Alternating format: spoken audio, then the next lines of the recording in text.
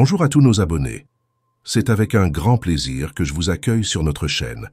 Aujourd'hui, nous allons plonger dans une affaire criminelle intrigante qui s'est déroulée en Afrique du Sud.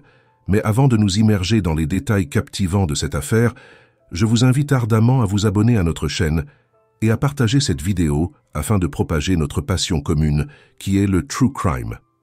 Sans plus tarder, embarquons ensemble dans les méandres de cette sombre affaire. Notre histoire d'aujourd'hui se déroule dans la petite ville sud-africaine de Pofadder, située dans la province du Cap-Nord. Bien que ce soit une petite ville, Pofadder est un centre important de la région, connu sous le nom de Bushmanland.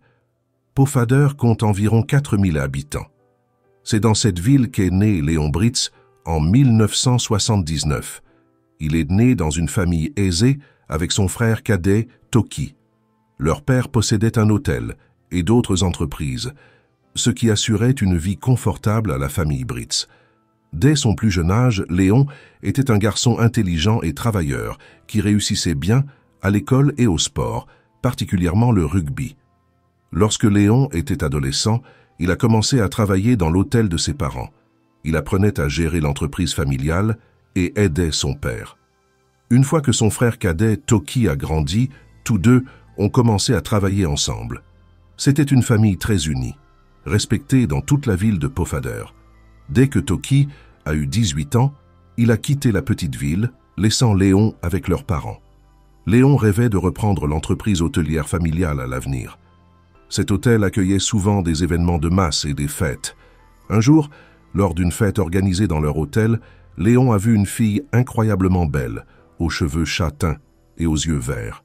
Il ne pouvait pas la quitter des yeux. Il a décidé de faire sa connaissance. Le problème était que la jeune fille venait à peine d'avoir 14 ans, bien qu'elle paraissait plus âgée. Léon avait déjà 25 ans. Cette belle jeune fille était Sureta Kerr. Elle est née le 6 septembre 1990. Elle avait 3 frères et sœurs et était la plus jeune. La famille de la jeune fille vivait dans une grande pauvreté. De plus, il y avait de sérieux problèmes entre sa mère et son père, qui ne faisaient qu'empirer leurs difficultés financières. En 1999, le père de Sureta a été mordu par une araignée venimeuse. Une infection de la plaie a commencé, et finalement, l'homme est décédé. La situation de la famille est devenue encore plus compliquée, car le principal soutien de la famille était décédé, et maintenant la mère devait subvenir seule aux besoins et à l'éducation de ses 3 enfants. Ils se sont ainsi retrouvés au bord d'une extrême pauvreté. Au moment de la rencontre entre Léon et Sureta, la jeune fille souffrait depuis de nombreuses années avec sa famille, en raison du manque d'argent. La mère de Sureta avait à peine de quoi nourrir ses enfants, rendant leur avenir très incertain. Heureusement, Léon, issu d'une famille aisée, est apparu et est immédiatement tombé amoureux de Sureta. Malgré leur grande différence d'âge, Sureta a également été charmé par lui. Ils ont commencé à communiquer. Le jeune homme courtisait joliment Sureta, l'emmenait dans différents endroits des bourgeois et lui offrait des cadeaux coûteux. Étant donné que la jeune fille n'avait jamais rien vu de tel auparavant, cela a beaucoup impressionné l'adolescente.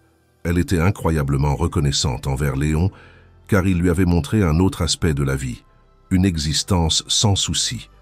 Sureta comprenait que si elle continuait à développer sa relation avec Léon, elle pourrait fonder une famille avec ce garçon qui changerait sûrement sa vie et celle de sa famille misérable. Ainsi, leur relation évoluait, la jeune fille était ravie de ses attentions et Léon était follement amoureux.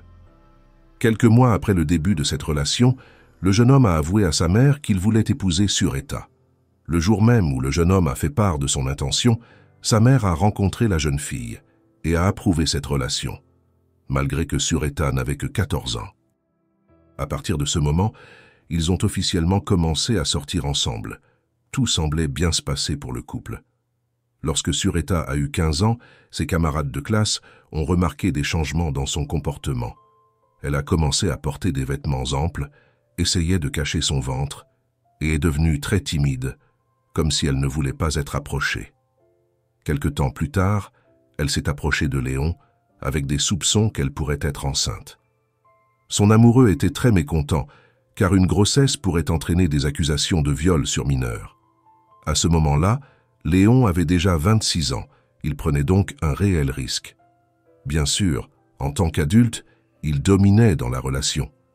Son mécontentement à propos de la grossesse a horrifié Sureta, car cette relation, y compris les rapports sexuels, était l'initiative de Léon. Ainsi, pour s'assurer de la situation délicate de sa petite amie, Léon lui a donné de l'argent et l'a envoyée à la clinique. Là-bas, le médecin a confirmé les soupçons selon lesquels Sureta était effectivement enceinte de jumeaux.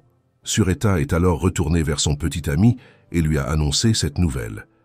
Naturellement, cela n'a pas réjoui Léon. Le garçon est tombé dans une colère encore plus grande. Il a exigé que personne ne sache qu'il était impliqué dans cette grossesse. Le jeune homme a de nouveau donné de l'argent et a envoyé sa petite amie chez le médecin pour qu'elle avorte. Sureta ne voulait pas interrompre sa grossesse, mais la pression et le nombre d'années de différence ont joué un rôle. Elle ne pouvait pratiquement rien opposer à son petit ami. Elle a donc été contrainte de se soumettre. Sureta s'est rendue seule à la clinique, a fait ce que Léon demandait. En réalité, Léon n'était pas opposé à fonder une famille et avoir des enfants, mais il pensait que tout avait son temps et qu'il fallait attendre au moins que sa petite amie atteigne sa majorité. Ainsi, lorsque la jeune fille est revenue de l'établissement médical après la procédure, son état psychologique était au plus bas. Pendant quelques jours, elle est restée alitée. Comme on l'a découvert plus tard, elle souffrait de stress post-traumatique. Le jeune homme n'en avait aucune idée. Il a essayé à sa manière de l'aider et l'a emmenée en ville se promener quelques jours plus tard. Léon pensait que cela lui permettrait de retrouver rapidement la forme, sans se douter que Sureta souffrait d'une douleur atroce et peinait à tenir debout. De plus, son état émotionnel ne pouvait pas s'améliorer simplement en se promenant. La rééducation nécessitait plus de temps que le jeune homme ne lui accordait pas. Quoi qu'il en soit, Sureta a finalement surmonté les traumatismes et leur relation romantique a continué. Léon a alors promis à Sureta le mariage et des enfants, mais a demandé qu'elle attende un peu. À la fin de l'année 2008, la jeune fille était en terminale. Elle devait passer ses examens de fin d'année. Pendant cette période, Sureta, âgée de 18 ans, est de nouveau tombée enceinte. Elle s'est approchée de son petit ami pour lui parler de sa situation délicate. Léon était à nouveau mécontent, mais cette fois-ci, la jeune fille refusait catégoriquement de subir un nouvel avortement. Elle était déjà adulte et insistait pour garder l'enfant. Elle ne voulait pas se plier au désir de Léon. Il a accepté. La jeune fille a terminé ses études secondaires en début d'année 2009 en étant enceinte. À ce moment-là, Sureta et Léon ont décidé de se marier. Le futur mari n'était pas tout à fait sûr de se marier, mais le couple était déjà trop engagé dans la relation, donc les amoureux ont scellé cette union. Peu de temps après, le premier enfant du couple est né. 2 ans plus tard, en 2011, des jumeaux garçons sont nés. Les époux étaient très heureux. Peu de temps après la naissance des jumeaux, le père de Léon est décédé et la mère a commencé à montrer des signes de problèmes liés à l'âge qui l'empêchaient de gérer l'entreprise familiale. Avec son frère, ils ont décidé de placer leur mère dans une maison de retraite où des spécialistes pourraient veiller sur elle. Léon a pris en charge la gestion complète de l'hôtel. De plus, à cette époque, il possédait un magasin d'équipements miniers et un restaurant. Ces entreprises étaient destinées à collaborer avec les mineurs qu'il fournissait en nourriture sur les chantiers. En plus de cela, l'homme possédait des biens immobiliers qu'il faisait louer. Tout cela rapportait à la famille un bon revenu qui leur permettait de vivre dans l'aisance. Compte tenu d'une charge de travail aussi colossale, Léon a décidé d'impliquer sa femme dans l'entreprise familiale. Mais il ne l'a pas forcée, elle voulait depuis longtemps se lancer dans les affaires. C'est pourquoi Léon lui a confié la gestion du magasin d'équipements miniers. La jeune mère a commencé à s'occuper de l'approvisionnement. À cette époque, elle avait 3 jeunes enfants dont elle s'occupait, donc la gestion des affaires lui était très difficile. Sureta ne pouvait pas assumer une charge de travail aussi importante, mais dans l'ensemble, elle s'en sortait avec les tâches qui lui étaient confiées. À ce moment-là, les enfants avaient déjà grandi et avaient commencé à aller à l'école. En Afrique du Sud, l'obtention d'une éducation n'est pas si simple. Les établissements scolaires ne sont pas présents dans chaque petite ville. De plus, leur niveau laisse à désirer. Pour assurer une bonne formation à l'enfant, il faut chercher des écoles et des collèges spécifiques dans des villes plus grandes. Mais cela nécessite beaucoup d'argent. Léon et Sureta avaient les moyens de prendre un logement dans une ville voisine plus grande, pendant la période où les enfants recevront une bonne éducation. Léon a alors décidé d'envoyer les enfants avec leur mère dans la ville de Cacamas, pour qu'ils y vivent jusqu'à ce que les enfants puissent terminer leurs études. Ainsi, la mère avec 3 enfants a déménagé dans la ville de Cacamas. Il vivait à plus de 100 km de Léon, dans une maison louée. Sureta s'occupait seule des enfants. Elle a dû abandonner son travail. Il rendait visite au père uniquement le week-end pour passer du temps avec lui. Au début, tout semblait aller bien. Mais avec le temps, la distance entre les conjoints est devenue plus évidente. Les enfants ne pouvaient pas communiquer régulièrement avec leur père et la femme ne voyait pas son mari. Les relations sont devenues beaucoup plus froides qu'au premier stade de la création de la famille. En 2017, des problèmes de santé sont apparus chez Sureta. On lui a diagnostiqué un cancer ainsi que des problèmes cardiaques et d'arthrite. Elle a subi une opération pour enlever la tumeur afin d'éviter le développement de la maladie. Cela a sauvé la vie de Sureta. Pour prévenir d'autres maladies, Sureta a commencé à se rendre chaque mois à Johannesburg, où des spécialistes d'une clinique pouvaient l'aider en effectuant des procédures spéciales. Tout cela était financé par Léon. Léon voulait sincèrement aider Sureta et la soutenait tout en continuant à gérer son entreprise. La plus grande difficulté à cette époque était de devoir s'occuper des enfants. Mais les époux s'en sortaient. Ils avaient engagé des nourrices pour les aider. L'entreprise familiale rapportait beaucoup d'argent. Pratiquement à chaque poste de travail et dans la maison de Léon, il y avait des coffres forts. Il y gardait de l'argent et des diamants. Grâce à son activité polyvalente, il est devenu un homme très riche. Bien sûr, cela impliquait de lourdes charges, une occupation constante sans jour de repos. De plus, être riche dans un pays comme l'Afrique du Sud est très dangereux. Ce pays a l'un des taux d'homicide les plus élevés au monde. Involontairement, sa richesse attirait de nombreux mécontents. Il semblait qu'il avait de vrais ennemis. À partir de 2017, Léon a commencé à rencontrer des problèmes dans son entreprise. Des personnes ont commencé à menacer ouvertement Léon. Pendant cette période, Léon racontait à sa femme ce qui se passait. Il disait qu'il ne se sentait pas en sécurité et avait peur pour sa propre vie. Le couple en discutait souvent pour rassurer l'homme et l'aider à surmonter les difficultés. Mais la situation ne s'améliorait pas. Les menaces sont devenues progressivement monnaie courante. Léon recevait tellement de messages de haine qu'il a fini par les ignorer. Ces messages arrivaient presque tous les jours, pour les motifs les plus insignifiants. C'est pourquoi l'homme d'affaires a simplement commencé à les ignorer. Et quelques années plus tard, une terrible tragédie s'est produite.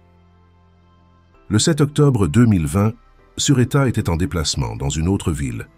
Elle a appelé Léon pour l'informer que leur femme de ménage lui avait dit que leur chien avait disparu. Sureta a demandé à Léon de rentrer à la maison pour les retrouver. Peu de temps après, Sureta a tenté de rappeler Léon, mais son téléphone ne passait pas. Sureta est devenue très inquiète. Elle a alors décidé de rentrer chez elle pour vérifier la situation. Plus tard dans la journée, elle est arrivée et est entrée dans la maison. À l'intérieur, tout était étrangement calme et vide et personne ne répondait. Sureta a fouillé toutes les pièces et a finalement découvert le corps de son mari dans la piscine. Il ne montrait aucun signe de vie. Elle a d'abord appelé le frère de Léon puis le poste de police pour signaler le décès de son mari. Les premiers arrivés sur les lieux de la tragédie étaient le frère de Léon et le directeur de l'hôtel qu'il possédait. Quelques minutes plus tard, la police est arrivée. Il était évident que la mort de Léon n'était pas un accident. L'homme avait été gravement battu avant d'être jeté dans la piscine. Il avait d'abord été attaqué. Il s'agissait probablement d'un meurtre prémédité. Les policiers ont immédiatement remarqué qu'à part le coffre-fort fracturé, rien de précieux n'avait été volé, bien qu'il y ait eu de quoi se servir dans la maison, et cela a immédiatement semblé étrange. Normalement, les voleurs n'auraient pas manqué l'occasion de tout emporter. Cette affaire est immédiatement devenue retentissante. Elle était discutée dans tous les médias d'Afrique du Sud.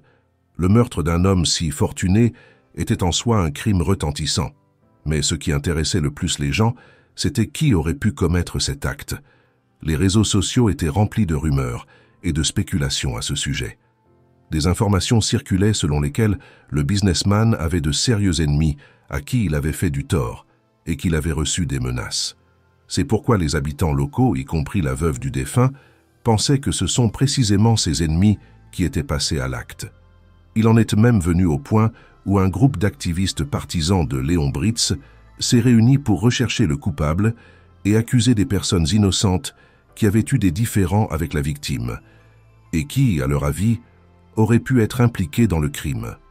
Après plusieurs plaintes de résidents indignés, la police a menacé d'arrêter les activistes pour calmer un peu la vague d'indignation. Les troubles dans la société compliquaient et ralentissaient le processus d'enquête. Les témoignages de témoins occasionnels affluaient quotidiennement et leur traitement prenait beaucoup de temps. La police devait constamment se détourner de fausses déclarations. En réalité, le premier suspect était Toki, le frère du défunt, car on l'avait vu sur les lieux du crime peu de temps avant la mort de Léon. Il était considéré comme la dernière personne à l'avoir vu en vie. Le motif présumé était le testament de leur mère, conservé dans le coffre-fort de Léon. On pensait que Toki voulait modifier le document, car il pouvait se sentir lésé par l'héritage. À cette époque, leur mère était dans un état critique, les médecins étaient très pessimistes, et les frères voulaient régler toutes les questions relatives à l'héritage avant sa mort. Cependant, il n'a pas été possible de prouver qu'ils avaient des désaccords ou des conflits sérieux à ce sujet. Toki a affirmé qu'il n'y avait eu aucun différend avec son frère. Il était venu chez Léon le 5 octobre et avait passé la nuit chez lui. En fait, Toki était venu voir le couple, particulièrement Sureta, qui n'était malheureusement pas à la maison. Il avait promis de trouver le meilleur avocat pour aider son frère à faire face aux menaces qu'il recevait quotidiennement. Toki avait eu une conversation paisible avec Léon et était parti le lendemain matin. Cependant, les policiers ont pris les déclarations de Toki avec précaution. La jeune fille qui travaillait comme femme de ménage chez Léon a informé les enquêteurs de la présence de caméras à l'intérieur de la maison. Cela a permis à la police d'accéder aux enregistrements. Des enregistrements des caméras situées aux entrées de la maison ont également été recueillis. La femme de ménage n'était pas à la maison au moment du crime. Sureta a alors été appelé au poste de police pour aider les policiers à identifier les personnes capturées sur les vidéos. Cependant, après avoir visionné toutes les images des caméras, la femme n'a reconnu personne. Les policiers n'avaient alors aucune piste sérieuse. Le frère de la victime, impliqué dans un potentiel différend sur l'héritage, était toujours considéré comme un suspect. Cependant, aucune preuve n'incriminait Toki, et l'affaire s'est donc temporairement enlisée. Quelques mois plus tard, Jacques Van Vuren, âgé de 37 ans, s'est rendu au poste de police et a avoué le meurtre de Léon. Le criminel voulait conclure un accord de plaidoyer pour obtenir une peine réduite et a accepté de dénoncer tous les complices du complot. Il s'est avéré que la famille Britz n'était pas aussi parfaite qu'elle le semblait. Vivre dans deux villes différentes n'avait pas seulement refroidi la relation entre les époux, mais avait définitivement gâté leur relation. Un jour, Sureta a pris le téléphone portable de son mari et y a trouvé des photos compromettantes d'autres femmes. Elle n'a jamais pu prouver que son mari la trompait, mais elle-même n'était pas fidèle à Léon. Sureta était belle et attirait l'attention de nombreux hommes. Au début de leur mariage, elle avait un amant avec qui elle avait eu une brève aventure. Pendant son traitement à Johannesburg, elle a entamé une relation plus sérieuse avec un autre. Sureta rendait visite à son amant à chaque fois qu'elle allait à ses rendez-vous médicaux à Johannesburg. Elle restait chez lui pendant quelques jours, et pendant ce temps, leur relation évoluait. La romance est devenue si sérieuse que Sureta envisageait de quitter son mari. Cela lui semblait très facile, étant donné qu'ils vivaient déjà dans des maisons séparées et communiquaient rarement. Peu de temps après, elle a demandé le divorce à son mari. Léon était totalement inconscient de la situation, mais le désir soudain de sa femme l'a profondément perturbé. Au début, il a cédé à la panique, menaçant de mettre fin à leur vie à tous les deux. Puis, après s'être apaisé, il a proféré des menaces de vengeance, promettant de lui retirer tout ce qu'elle possédait, argent et enfants inclus, si elle osait demander le divorce. Sous cette pression intimidante, Sureta a été forcée d'abandonner ses plans. Elle s'est retrouvée alors dans une impasse, sans perspective apparente d'issue. En fait, à cette époque, la femme était piégée. Elle n'aimait plus son mari, mais elle ne voulait pas tout perdre. Face à l'impasse, Sureta s'est tournée vers son amant, qui vivait près de Johannesburg. Elle lui a demandé s'il pourrait l'aider à se débarrasser de son mari. Sureta lui a posé la question à plusieurs reprises, mais l'homme refusait. Il a essayé de raisonner sa bien-aimée en lui disant que c'était une mauvaise idée. Sureta a alors simplement arrêté de faire de telles demandes. Un jour, dans une correspondance avec son amant, Sureta a déclaré qu'elle n'avait plus à s'inquiéter de son mari, car elle avait retrouvé l'un de ses amis d'école prêt à régler le problème. Tout cela a été pris comme une blague par son amant. En réalité, ce n'était pas une blague. Sureta avait réellement parlé à son ami d'école, nommé Jacques Van Vuren, qui avait alors 35 ans. À cette époque, Jacques traversait des moments difficiles. Il venait de divorcer de sa femme qui était partie avec les enfants. Au travail, il avait été blessé, ce qui avait réduit ses heures de travail. Par conséquent, Jacques gagnait beaucoup moins que d'habitude. De plus, il devait payer une pension alimentaire pour ses enfants, et il commençait vraiment à avoir des difficultés financières. Sous la pression des problèmes, il était devenu dépendant de l'alcool et des substances illicites, avec lesquelles il avait déjà eu des problèmes, ce qui avait poussé sa femme à le quitter.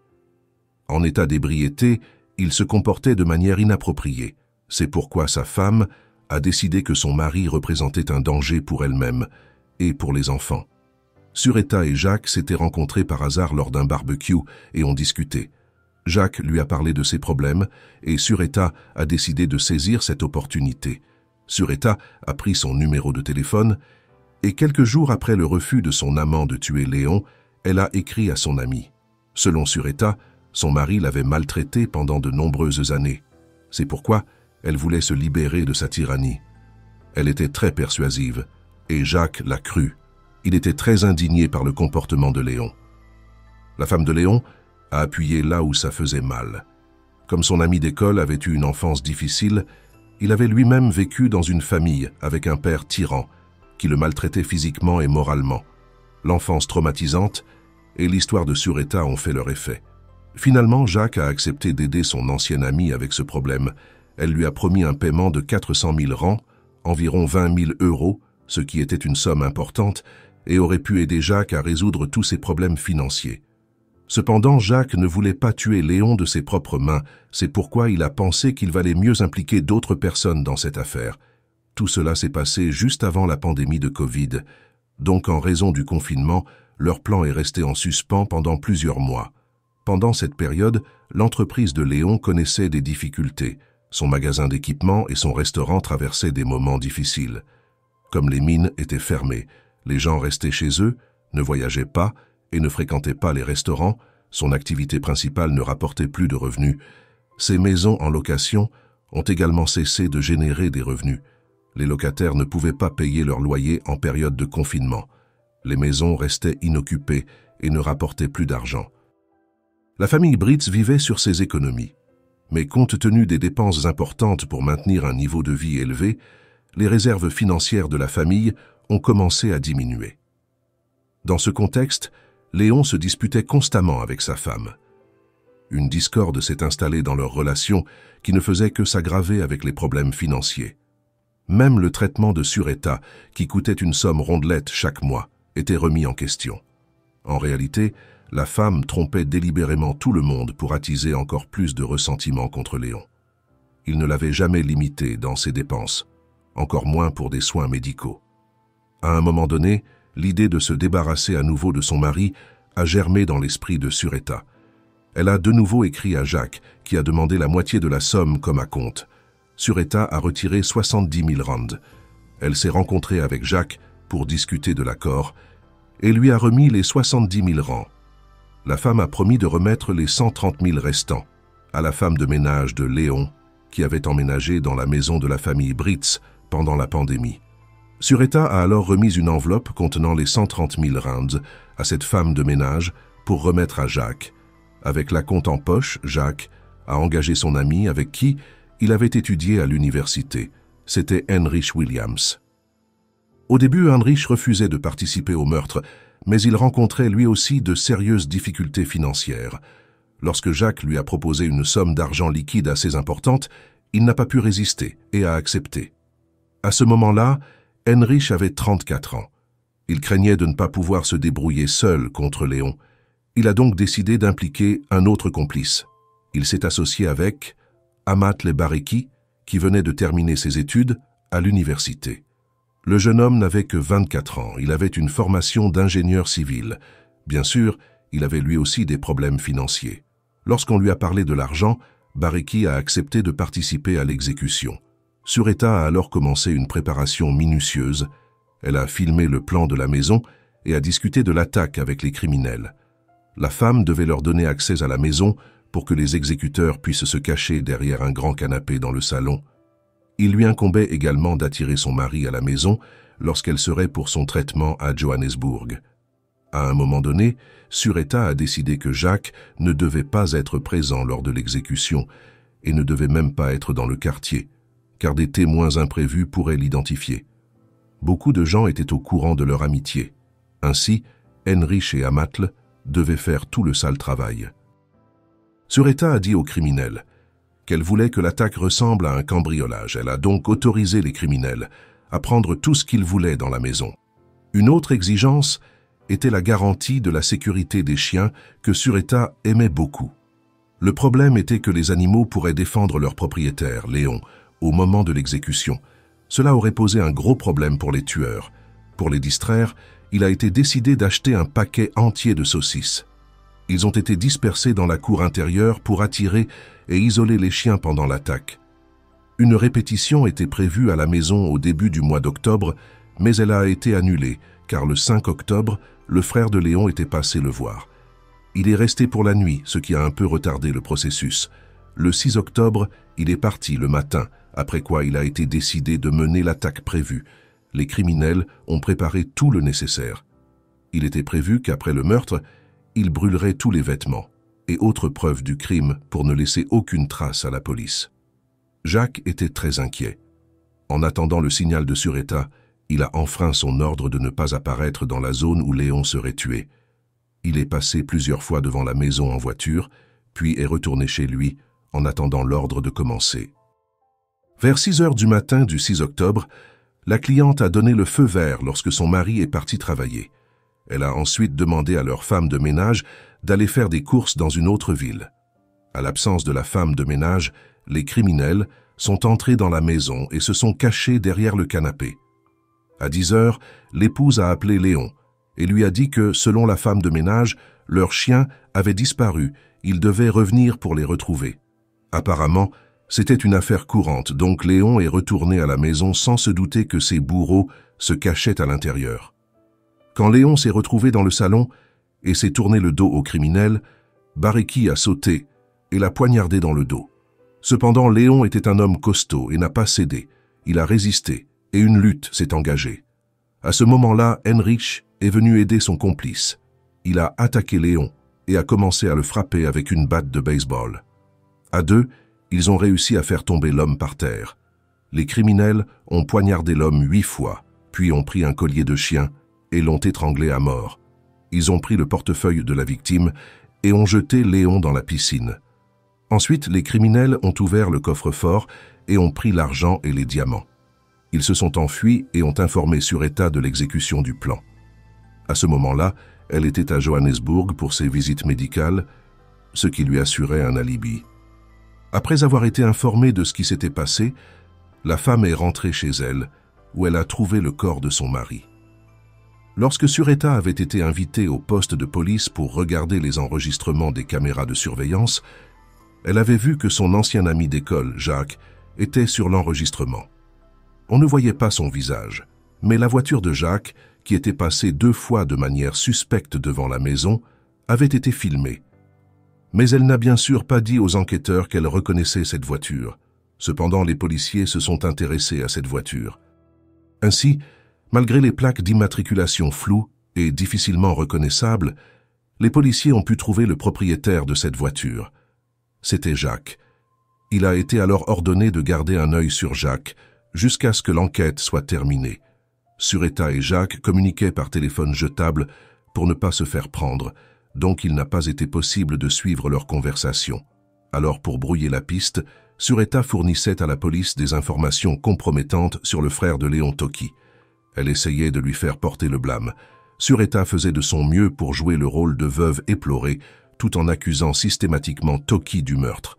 Même après les funérailles, Toki ignorant tout, il continuait à communiquer avec Sureta. Il la consolait sincèrement. L'homme avait l'impression de soutenir la femme de son frère décédé. Mais à cette époque, Toki a commencé à remarquer des changements radicaux dans son comportement. Non seulement elle ne semblait pas être une veuve en deuil, mais elle s'est fait tatouer malgré que Léon lui avait interdit les tatouages quand il était vivant. De plus, Sureta a commencé à conduire une moto. Son mari était également catégoriquement contre cela. La femme a commencé à porter des vêtements plus ouverts et provoquants, ce qui irritait également Léon de son vivant. Mais même avec tous ces changements, le frère de Léon n'a pas soupçonné que Sureta était derrière ce crime. À cette époque, la veuve a commencé à avoir des problèmes d'argent, car les actifs de la famille étaient gelés pendant l'enquête. Elle ne pouvait pas payer les 200 000 rangs restants aux tueurs à gages et n'avait pas d'économie personnelle. Les tueurs, en colère, ont commencé à la menacer. Jacques l'appelait régulièrement pour récupérer son argent.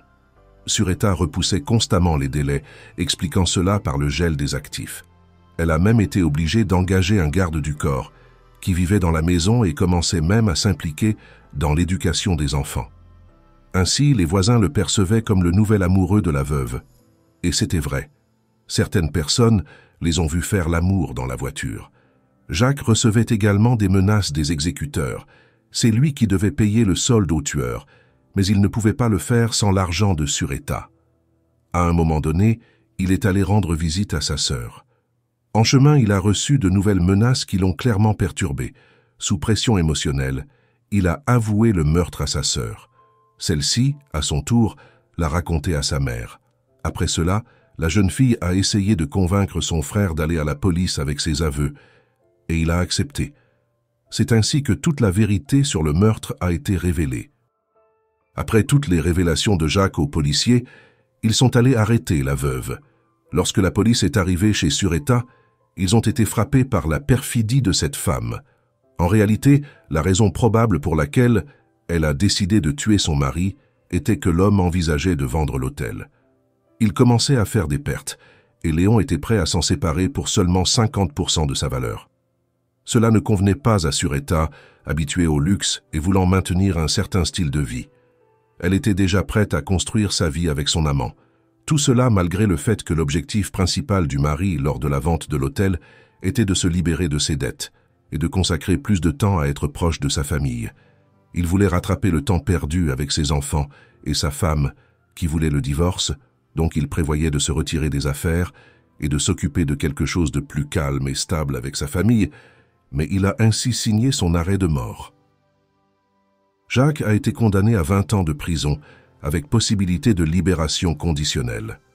Selon les assurances de la police, il pourra sortir de prison au maximum dans 5 ans. Jacques aura de bonnes chances de sortir même plus tôt s'il se comporte bien. Les exécuteurs qui ont exécuté l'homme d'affaires fortuné ont été condamnés à la réclusion à perpétuité. Sureta a reconnu sa culpabilité de meurtre et de vol avec circonstances aggravantes. Elle a été condamnée à 25 ans de prison pour meurtre et 15 ans pour vol. Les 2 peines seront purgées simultanément. Au tribunal, Sureta a pu prouver qu'elle avait été victime de toutes les années de relation avec Léon. Il avait commencé une relation avec elle quand elle avait seulement 14 ans. Il l'avait forcée à avorter. Bien que Léon n'ait jamais exercé de violence physique à son égard et qu'il n'y avait aucune preuve de sa souffrance, la femme a été crue. Tout cela a aidé à atténuer sa peine. La garde des enfants a été confiée aux proches de Sureta. Pendant sa détention, Sureta a été prise plusieurs fois avec de la contrebande. Elle cherchait des moyens de faire passer derrière les barreaux des substances et d'autres objets interdits pour gagner de l'argent. Ok, chers abonnés, c'est la fin de cette histoire. Merci de nous avoir rejoints dans cette exploration. À la prochaine.